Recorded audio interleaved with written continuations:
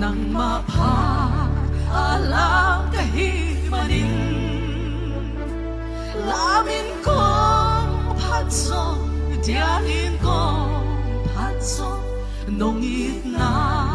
lâu khiến gió lâu hồng phạt ní một tàu ba nông ít na lâm đăng khụt lệ khe tên hồng ba tôi nuông hi cả hu bay đông đi nằm in công phạt gió khi si cây nín mơ tàu dây su Wang lo sa ngay keng và lo sa thấy keng nang ma pha alam kahimanin lamin kong patso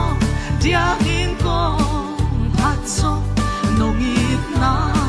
lâu khiến gió lâu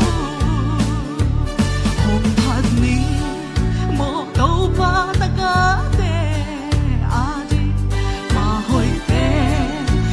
giêsu na hiya lung khang mây busy dai vắng thèn sắc pa ô kilo lam đăng tàu giêsu wang lo sa ngay keng và lo sa thấy keng nang ma pha alam kahimanin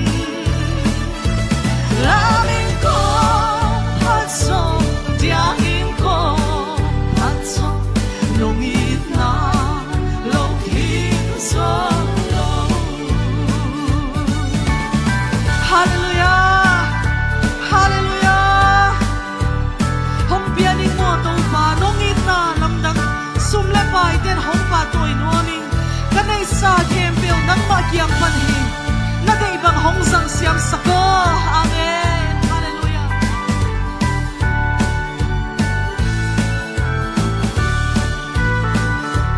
hong thad ni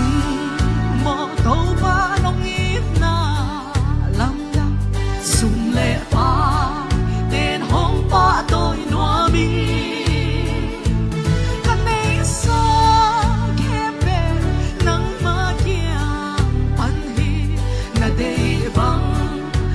sang xiang sa to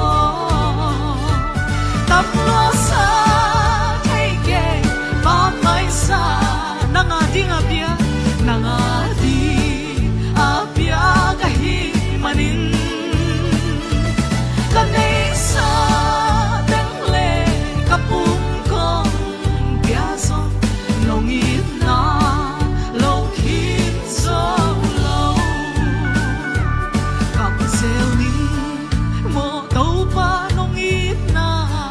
lâm na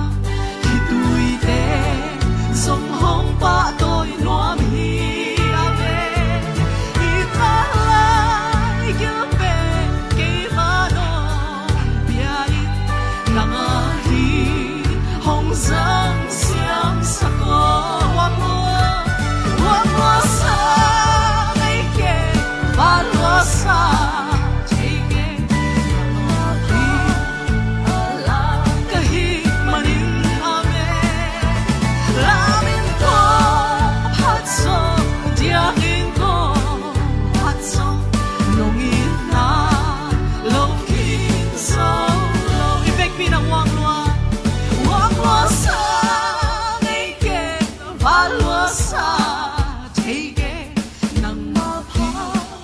Allah